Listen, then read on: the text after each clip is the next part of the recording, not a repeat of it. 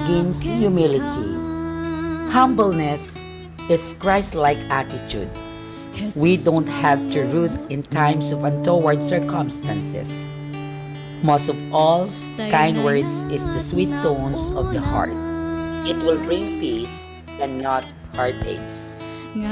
Kaya huwag tayong magmalaki dahil ang lahat ng bagay na meron tayo ngayon sa mundong ibabaw ay saglit lang yan.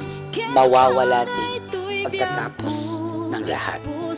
Ang ating buhay ay hiram lamang sa buong may kapal. Pagyamanin natin ito. Bigkisin natin ang ating sarili ng punong-puno ng pagmamahal sa ating pamilya, sa ating kapwa-tao.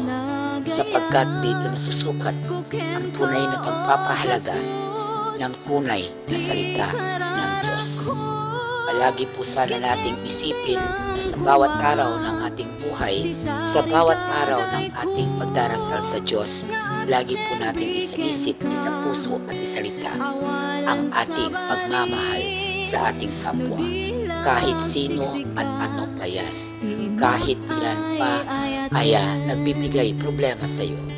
Dahil ang mga taong ito, hindi ibibigay ng Diyos sa paligid mo at sa buhay mo araw-araw kung walang rason at walang purpose.